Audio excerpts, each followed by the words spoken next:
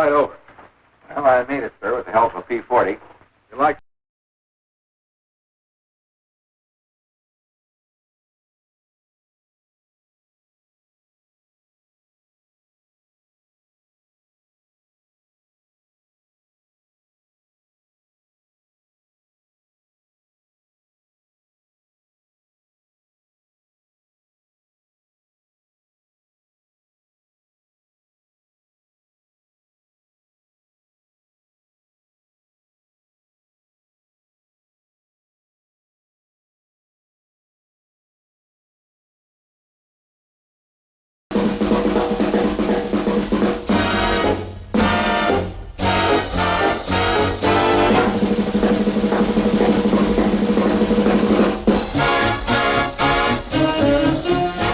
America, 1944.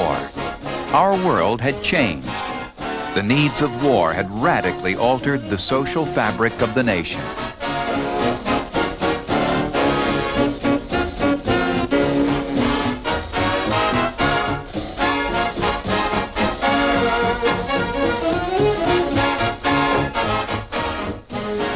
We battled on many fronts.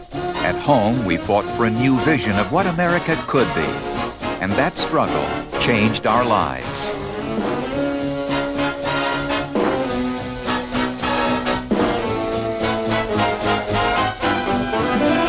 With my high starched collar and my high top shoes and my hair piled high upon my head, she went to find a jolly hour on the trolley and found my heart instead. with his light brown derby and his bright green tie, he was quite the handsomest of men. I started to yen, so I counted to 10, then I counted to 10 again. Clang, clang, clang went the trolley, ding, ding, ding went the bell.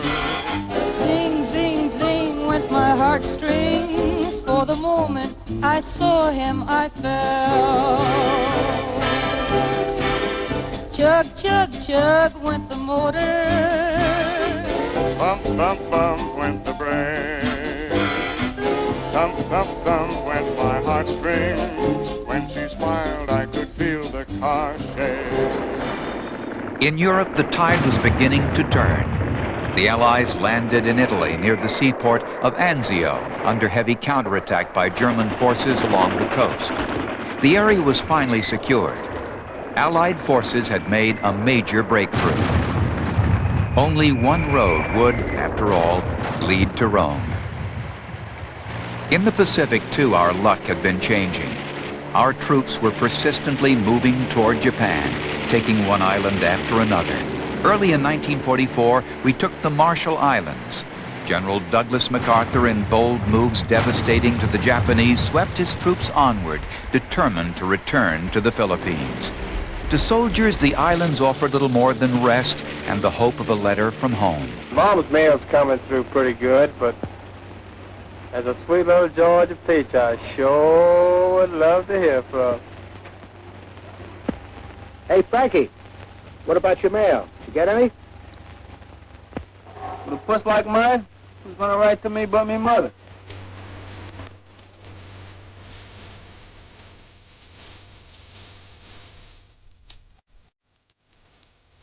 Wherever they fought, our GIs faced unfamiliar terrain, harsh conditions, and the daily threat of death.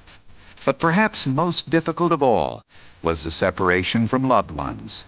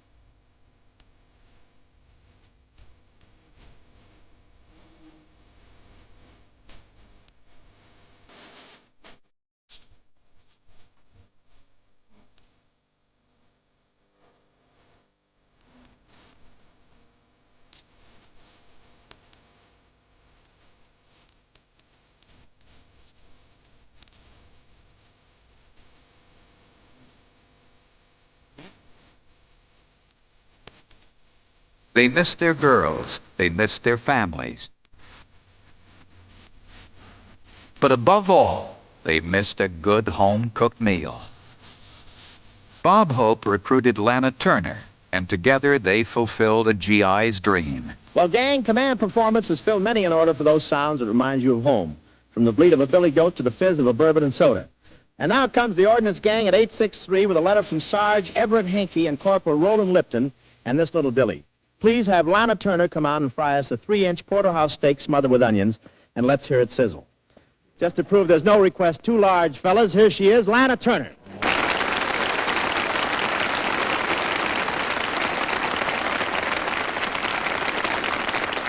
Hello, fellas. And hi, Bob. Say, have the FBI men found a steak yet? Yes, it's backstage. But, Lana, this is dangerous. If this audience sees steak, they'll come right up here after it. Oh, I don't know. They've seen ham all evening, and you're still here. Bring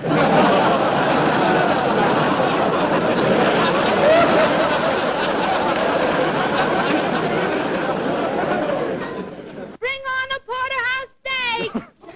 Well, look, they got an armed guard around the steak. Oh, look at this. Well, all right, Bob. Is your griddle hot? Yeah, I think so. Yeah. That'll do, Bob. Now, the steak, please. Oh, well, here it is, fellas. Beautiful. A porterhouse steak 3 inches thick. The only one in captivity. You gonna give that a hot foot? Into the frying pan. Oh, no. Oh, yes. There you are, fellas. That's the sound of a steak sizzling. Fellas, that's the steak. That's not me sizzling. That's the steak. And, fellas, I wish I could cook a big steak for each and every one of you. If the GIs suffered the hardships of war, the Homefront was also struck by disaster. On July 6, 1944, a fire swept through the circus that had come to Hartford, Connecticut. The 19-ton Big Top had crashed down on the crowd, killing 169 people. More than half were children. A year later, the Empire State Building, hidden by fog, was hit by a Mitchell bomber headed for nearby Newark Airport. The story was related in newsreels. 13 died, including the crew members, 2 Army men and a Navy hitchhiker. When the plane hit the north side of the building, parts of it jammed in the structure and some plummeted down the elevator shaft, while other parts of the B-25 passed through the building, so great was the impact. Disaster units organized in wartime were quick to respond to aid the wounded.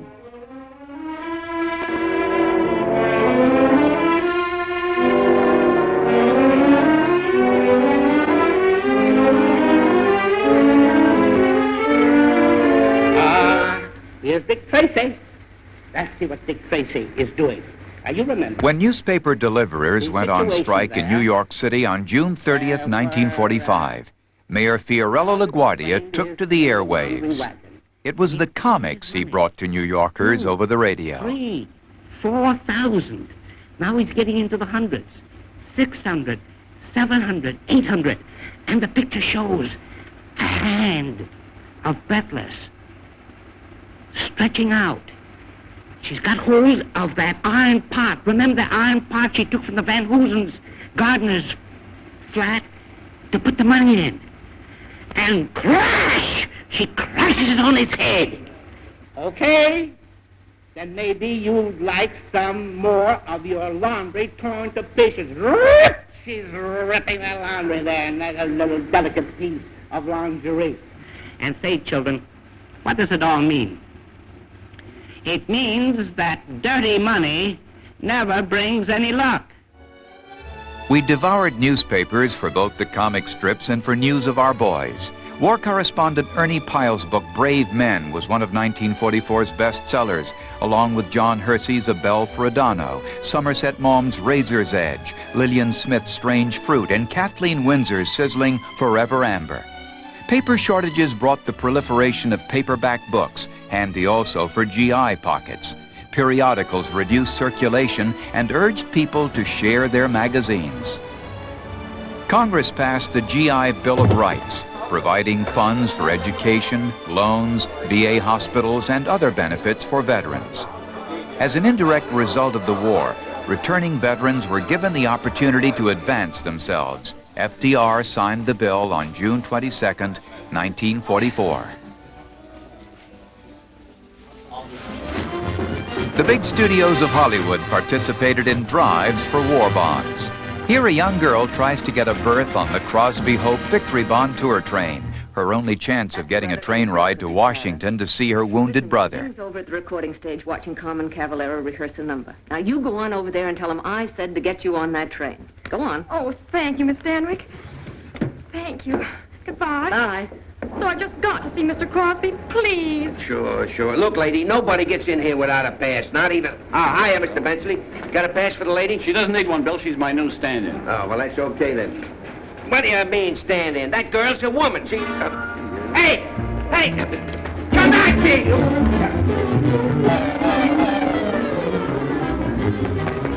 Helen Ladd. Oh, Mr. Ladd, please help me, please. Why, Billy, don't you know it isn't nice to chase little girls? She hasn't got a pass. Mr. Ladd, he's trying to keep me from seeing Bing Crosby. Hey, what are you, Bob Hope's secret agent? She hasn't got a pass. Oh, I've just got to see Mr. Crosby. The Victory Caravan's leaving tonight, and I just have to be on it. You do? Well, you go ahead. I'll take care of Willie. Oh, thanks. Oh, no, you don't. Hey, this is more fun in real life than it is in the movies. You know, Bing, it's for boys like him that we're doing this Victory Caravan. Well, it's certainly little enough to do. Look at the fruit salad on his chest there, huh? Looks like your big brother's been up where they really play for keeps. And all they ask us to do is to buy victory bonds. Honey, we're going to get you on that train if we have to make the engineer get off and walk. Oh, I know it's a lot to ask you, Mr. Hope, but my brother's so lonesome. Look, there's nothing I wouldn't do for a GI, but Lard and myself in a lower berth? Speak to me. Say something. Come on, Bluefoot. Giddy up there. Giddy up, Bluefoot. Come on, boy. Get in the money, just once. War bonds helped finance the $2 billion top-secret Manhattan Project. Most workers involved in the project did not even know they were helping to build the world's first atom bomb. At Oak Ridge, Tennessee, are two of the giant plants where the atomic bomb is produced. A 59,000-acre military area, a city where 75,000 people worked in absolute secrecy on history's most sensational secret. The actual construction of the bomb was directed by University of California physicist J. Robert Oppenheimer at an isolated site on a high mesa in Los Alamos, New Mexico. More than 25 universities and 37 industrial concerns were called upon to aid in the creation of the bomb, though the actual objective of the Manhattan Project was known to only a dozen or so people.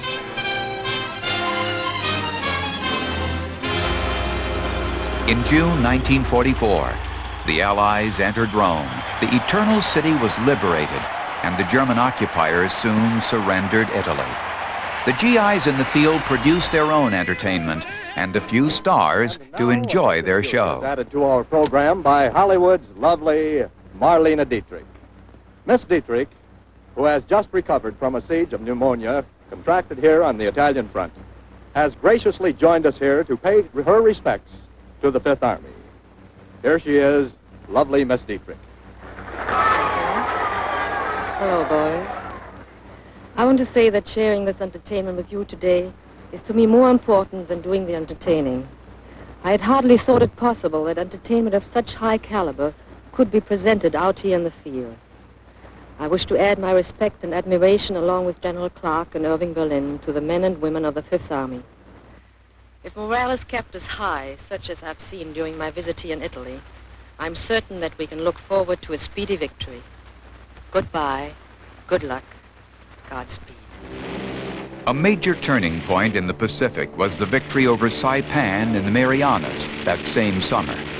800 Allied ships with 162,000 men converged around Saipan. The Japanese fleet was ready.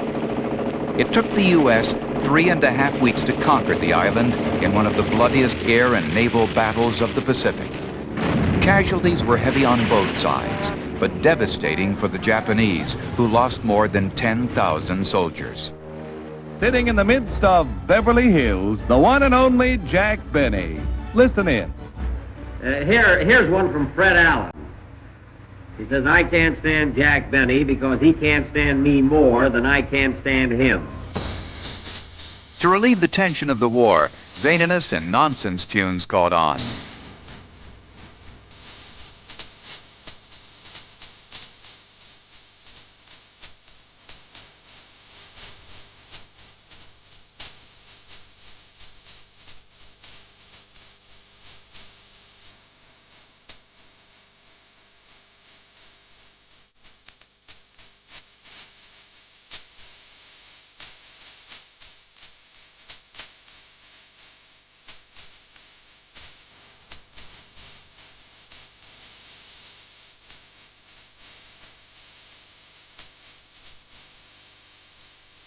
Will it be Dewey or Roosevelt? 1944 was an election year, and the Democratic National Convention nominated Roosevelt for a fourth term. As usual, his strategy was to be too busy to campaign. His opponent, Thomas E. Dewey, hardly stood a chance. The Republican campaign stressed FDR's failing health and his age. Dewey was 42, Roosevelt 62. Roosevelt and his running mate, Senator Harry S. Truman, faced a campaign that sometimes resorted to trivial accusations, but FDR was quick to respond. These Republican leaders have not been content with attacks on me, or on my wife, or on my sons. No, not content with that. They now include my little dog, Fallon. Well, of course, I don't resent attacks, and my family don't resent attacks, but Fallon does resent attacks. The U.S. had been pouring heavy equipment and armaments over to England in preparation for an invasion across the English Channel.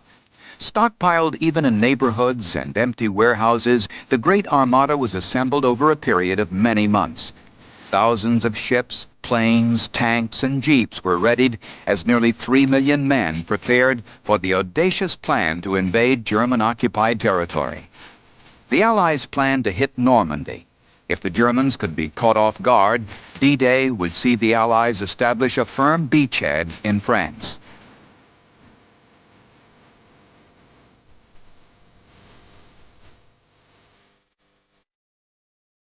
The Germans controlled the Atlantic coast from Denmark to Spain, but instead of concentrating their attention on Eisenhower, they kept tabs on Patton's movements in England, little more than a diversion from the real invasion at Normandy. General Eisenhower knew the daring of his plan. Soldiers, sailors, and airmen of the Allied Expeditionary Force, you are about to embark upon the great crusade toward which we have striven these many months. The eyes of the world are upon you. Your task will not be an easy one. Your enemy is well-trained, well-equipped, and battle-hardened. He will fight savagely. But this is the year 1944. The United Nations have inflicted upon the Germans great defeats. Our air offensive has seriously reduced their strength in the air and their capacity to wage war on the ground. The tide has turned. I have full confidence in your courage, devotion to duty, and skill in battle. We will accept nothing less than full victory. Allied naval forces, supported by strong air forces, began landing Allied armies this morning on the northern coast of France. In his column, Ernie Pyle wrote, "The only way to take a beach is to face it and keep going. It is costly at first, but it's the only way." And that's how we did it. We had surprise on our side. On their side, the Germans had heavy artillery. For a while, the outcome was in doubt. But through sheer courage, we cleared a path through occupied territory. The liberation of France had begun. In army camps, movies took soldiers' minds off the coming arduous months at the front.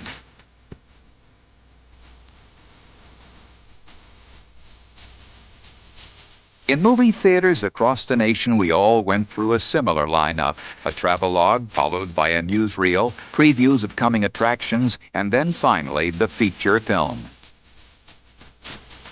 Whether burlesque or drama, romance or the war, we swallowed the medicine Hollywood served and were reminded to help our favorite charity or the war effort at the same time. Even Fibber McGee and Molly went to the movies. That's the right for service, Nancy? What war, sir? World War I. The big war. Sorry, full price. 2. 25 years you've been trying to get away with that, dearie, and it hasn't worked yet.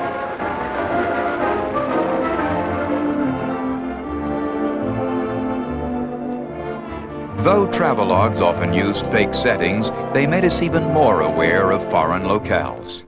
2 girls on a beach with a seashell. It must have said something nice, judging by that smile. Now the camera rolls back on a dolly, which is not something with a hole in its stocking. You see, the beach is handmade, the grass is prop, but believe me, the seashell is real. The girls use it to practice different camera angles.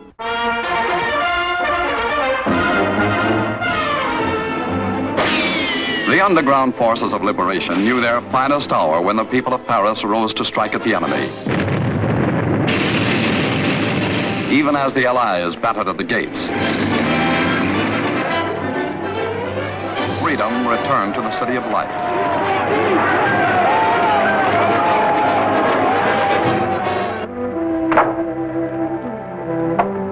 I wish that guy with the sax would give up. Gets on my nerves. Forget it. Have a drink. Aren't you afraid I might take you up on it? Some movies reflected a certain cynicism on the home front. Cynicism, a lack of direction, and a sense of despair in a society where some 11% of the population was away at war. Thanks.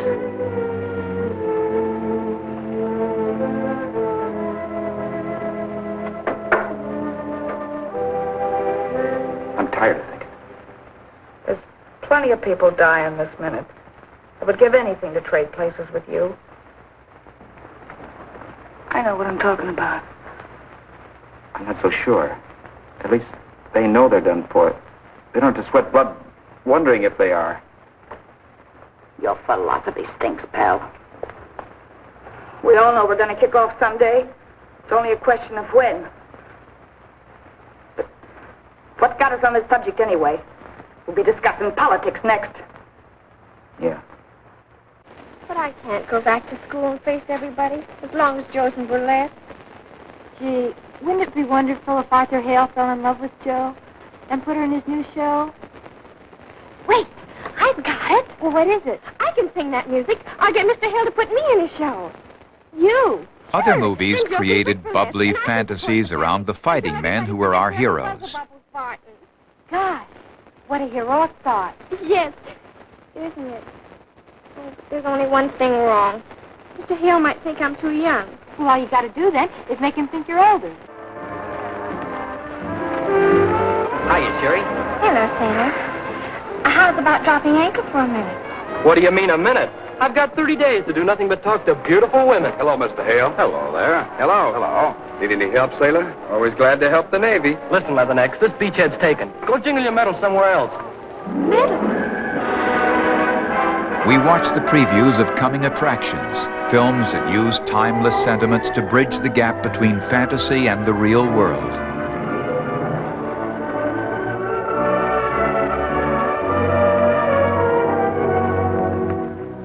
Don't close me out of your life, please. Take me into your life. But you're married, Ellen. We're both old enough to vote. This is Jim Cagney. I hope you'll understand it if I break down and sing a song together with 2 other sentimentalists, Keenan Wynn and Groucho Marx.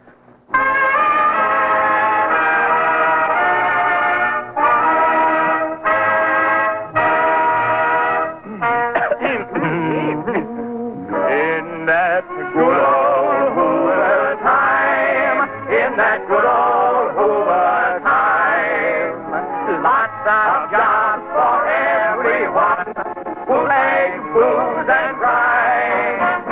Money singing everywhere, and you spare a dime.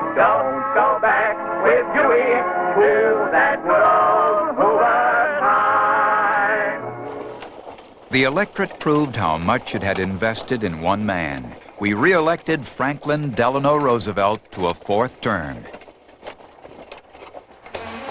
In 1944, for the first time, a city other than Chicago or New York saw two teams from the same town vying in the World Series. The city was St. Louis, and the two teams were the Cardinals and the Browns. Ultimately, the Cardinals won the series 4-2.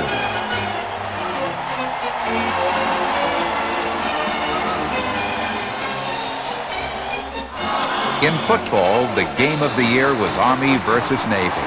It was a memorable match featuring West Point's highly touted touchdown twins, number 35, Felix Doc Blanchard, and number 41, Glenn Davis. Davis and Blanchard led Army to a 23-7 victory, giving the cadets their first unbeaten, untied season in 28 years. Thousands of miles away in the Pacific, the Japanese came up with perhaps the most incredible weapon, the kamikaze. In Japanese, kamikaze means divine wind, and these suicide pilots soared with a selfless devotion to their cause. Laden with explosives, they crash-dived into ships and other targets, ensuring the success of their missions with their lives. It was Christmas, 1944. Brothers and sons, husbands and fathers were too far away to spend it with us. But at least we tried to send them our best wishes in loving ways. Who are all these children, Eleanor? These are my 4 sisters, and our brother Fred is a gunner's mate. How would you all like to say hello to Fred? Merry Christmas, Fred. Merry Christmas, Johnny. Merry Christmas, Louie. Be here, Louie. Christmas to you. Merry Christmas to you. Merry Christmas, dear Sarah. Merry Christmas to you. Merry Christmas to you. Merry Christmas to you.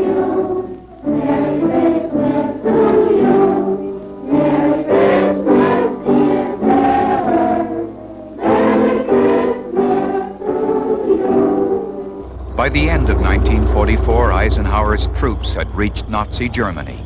Patton's Third Army had been called in to hold back a German counterattack in Belgium and Luxembourg along an 85-mile bulge in the front line.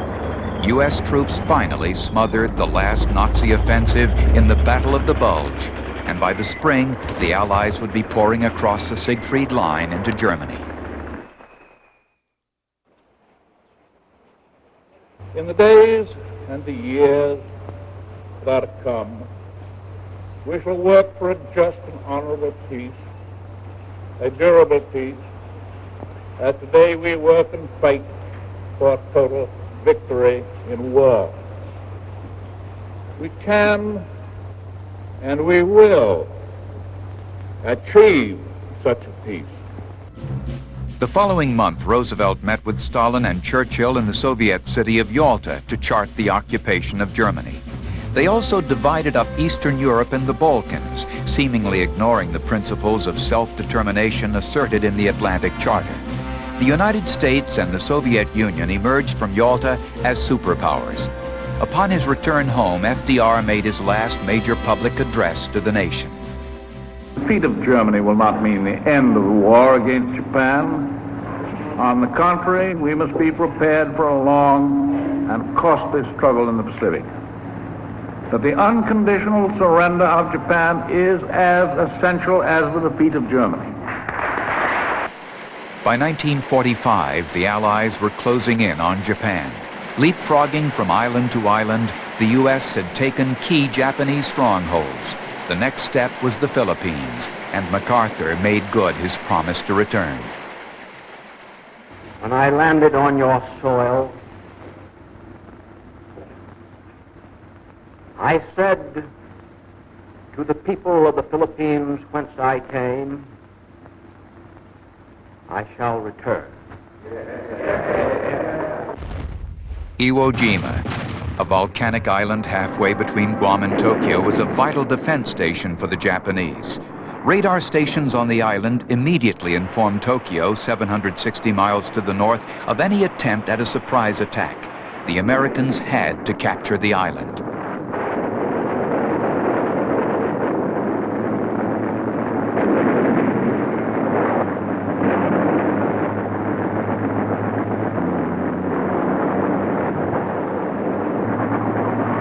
On February 19, 1945, the U.S. Marines swept onto the 8-mile square barren island.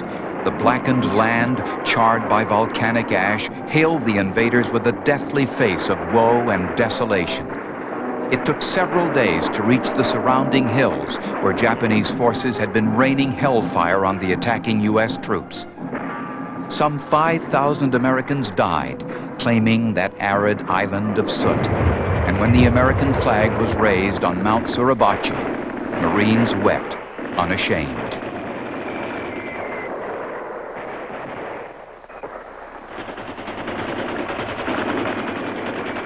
Another project that provided a shortcut to war problems turns to peacetime service.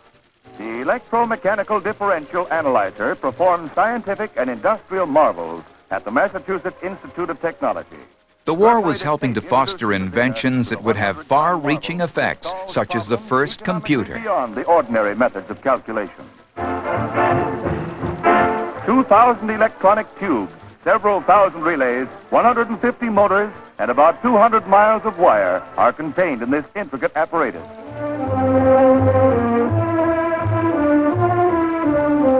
The analyzer worked for 3 years on important war projects, including range tables for our Navy's mighty guns. A mechanical marvel.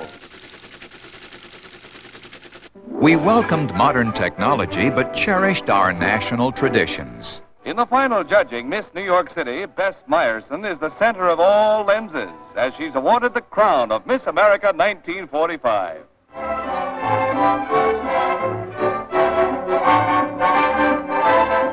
The new queen, who eliminated 40 beauties, says she has turned down all personal appearance tours and movie contracts. She intends to use a $5,000 scholarship prize to continue her musical studies.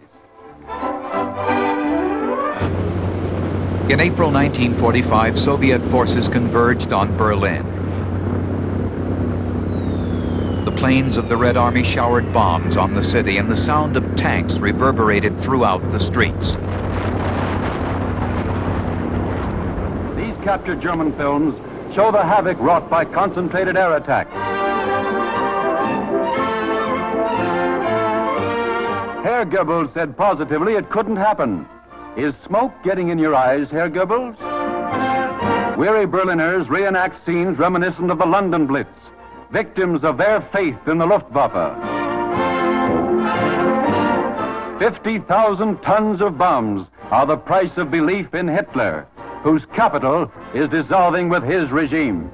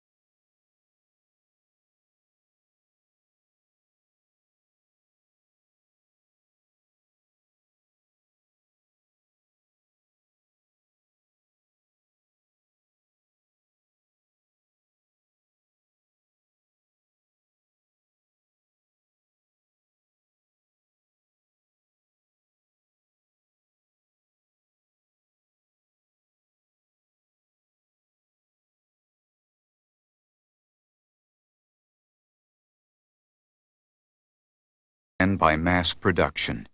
Dead men in such familiar promiscuity that they become monotonous. Dead men in such monstrous infinity that you almost come to hate them. These are the things that you at home need not even try to understand. You didn't see them lying so grotesque beside the gravel road. We saw them. We saw them by the multiple thousands. That's the difference. On April 12, 1945, stunning news spread across the United States. President Franklin Delano Roosevelt was dead. The president had succumbed to a massive cerebral hemorrhage at his residence in Warm Springs, Georgia. FDR's body was brought back to Washington by train. Along the route, people gathered to bid their last farewell to the man who had taken them through 12 years of tragedy and triumph, the man who had led America from despair to self-confidence. For many Americans, he would remain our greatest hero, the president who rallied to the cause of the common man.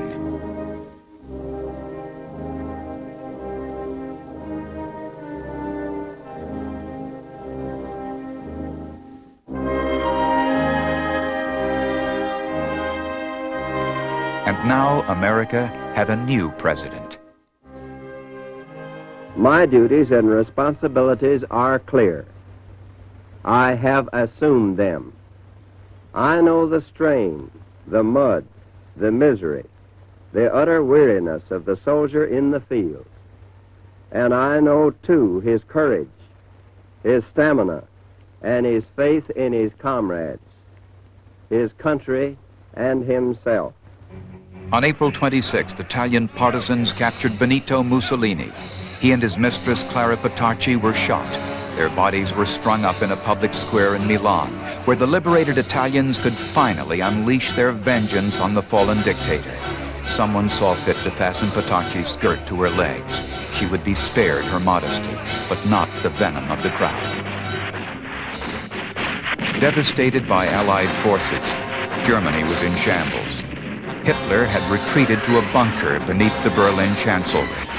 Suffering from delusions, he shouted orders to armies that no longer existed, commanded generals who no longer listened, spoke to a nation that no longer heard. On April 30th, Hitler and his new bride, Eva Braun, committed suicide. Their bodies were immediately cremated, and the century's most evil and distorted mind turned to ashes.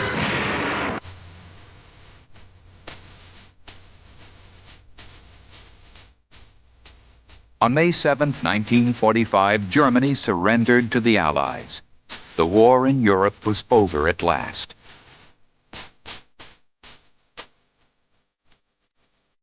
The long-awaited day had finally arrived, and Americans at home could now be more hopeful of a victory in the Pacific, too.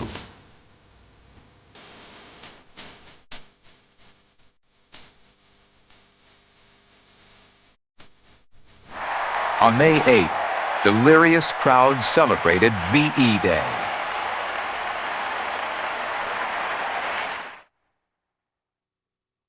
But it was not until the concentration camps were liberated that Americans at home realized the scope of the Nazi horror. 6 million Jews were exterminated. 1 million Soviet prisoners of war and 2 million others, including Catholics, communists, social democrats, gypsies, French resistance fighters, homosexuals, and the mentally ill, died in the camps.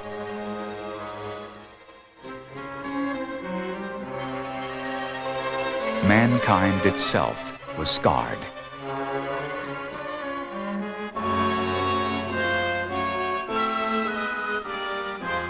In America, we were experimenting with a horror of our own making. On July 16th, in a remote part of the New Mexico desert named Jornada del Muerto, Journey of the Dead, the atomic bomb was secretly tested. The tremors were felt 235 miles away.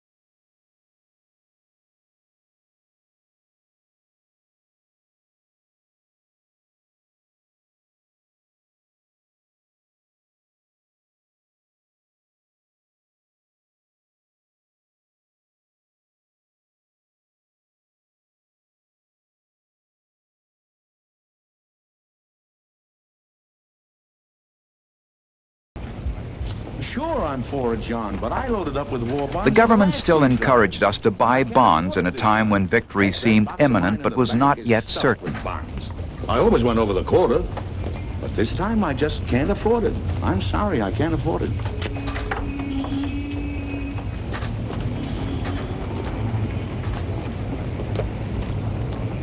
Hold on, Joe. There's something I want to say to you. Are you talking to me? Yeah. And I want to give it to you quick.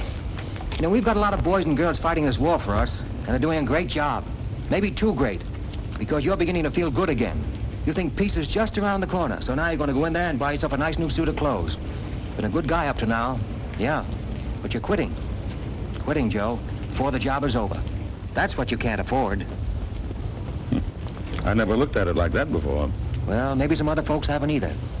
But if we want to look those boys and girls in the eye when they come marching home, or if we want to look ourselves in the eye, we won't quit.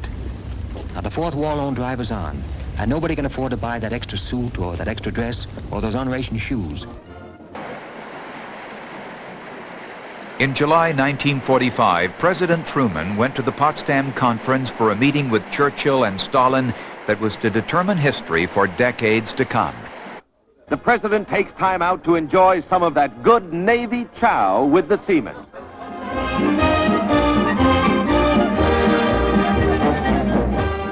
The man on whose shoulders rest the crushing responsibilities of the coming conference and the winning of a war against Japan takes time to eat and chat with American sailors. Mr. Truman debarked at Antwerp, Belgium, and was flown to his momentous conference near Berlin, where he met Prime Minister Churchill and Marshal Stalin. Germany was demilitarized and the Nazi Party abolished. Other territorial claims, notably in Eastern Europe and in the Balkans, were mapped out at Potsdam, and the terms set for the unconditional surrender of Japan. The way was paved for victory in the Pacific. While the nation waited restlessly for an outcome to the Japanese War, we prepared for the next leap in the brutal Pacific War with heavy hearts. At home, we held our breath with anticipation, but the really important leaps would be up to our top leaders. In the meantime, soldiers hoping for a speedy end to fighting once again began to turn their thoughts to families and marriage. One wedding caught the public eye when child star Shirley Temple, 17 years old, married Sergeant John Agar. One-armed outfielder Pete Gray of the St. Louis Browns got his chance at the big leagues with so many stars away at war. Gray amazed baseball fans with his steady fielding and his 51 solid base hits. Baseball stadiums once again filled to capacity. Hank Greenberg was one of many baseball greats who returned from World War II in time for the close of the 1945 season. But no one else had the immediate impact of Hammer and Hank. In the World Series, Hank showed everyone it was business as usual. He banged out 7 big hits, including 3 doubles and 2 home runs, leading the Detroit Tigers to victory over the Chicago Cubs.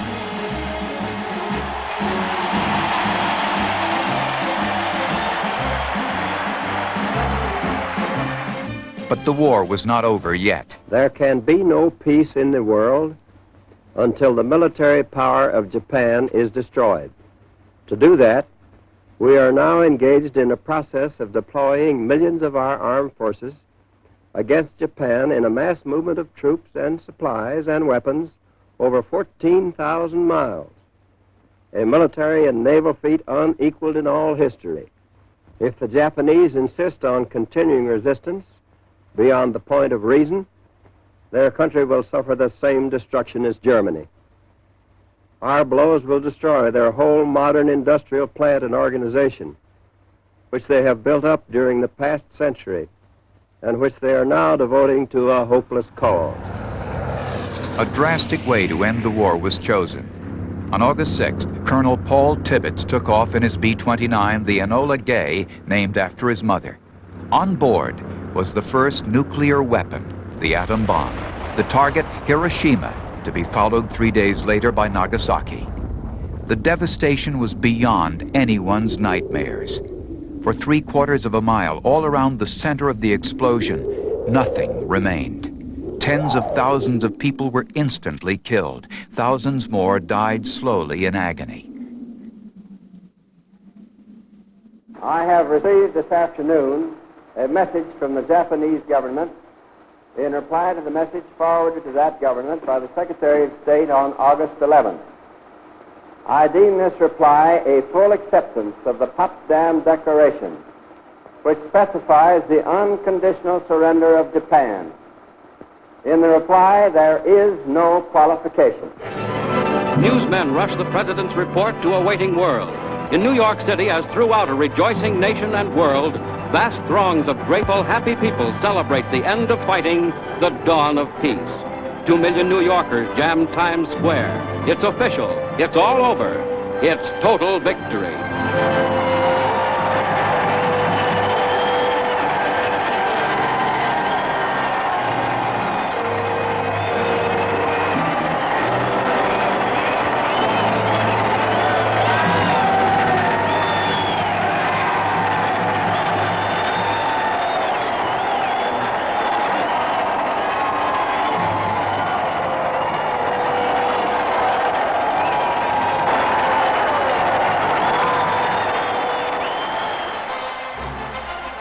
We welcomed home the men who had won the war. General Patton received a hero's welcome in Los Angeles. His decisive style in North Africa and Sicily earned him a reputation as one of the war's outstanding commanders. General Jonathan Wainwright, emaciated after 3 years in a Japanese prisoner of war camp, was cheered by his countrymen on September 10, 1945. He arrived in Washington, where President Truman presented him with the Congressional Medal of Honor.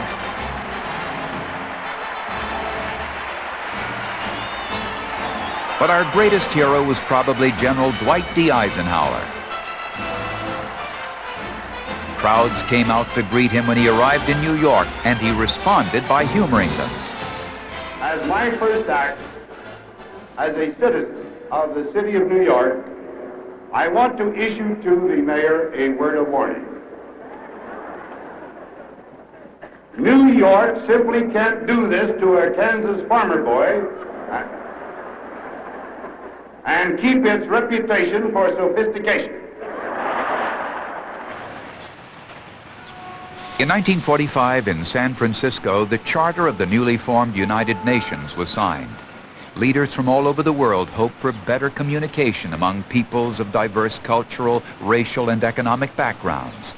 The stage was set for a new era of internationalism, and America was now in the forefront of the world's political scene.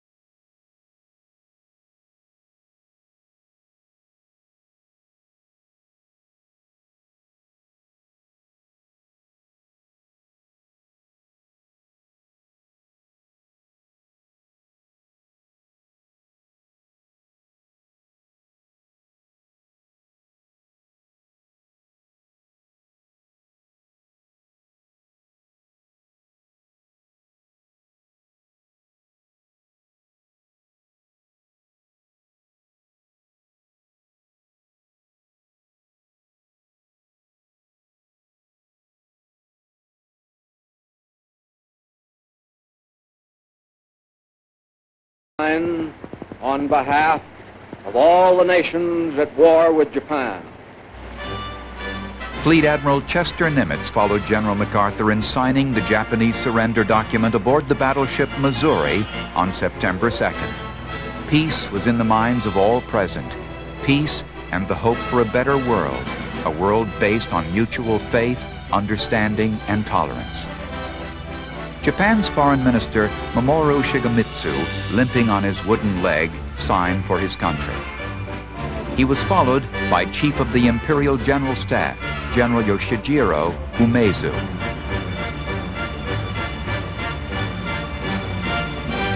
MacArthur pronounced the final words. These proceedings are closed. In America, a new chapter of history was beginning. It was a chapter that would be characterized by luxury and prosperity, by the rise of the suburbs, by the expansion of the economy, by the baby boom.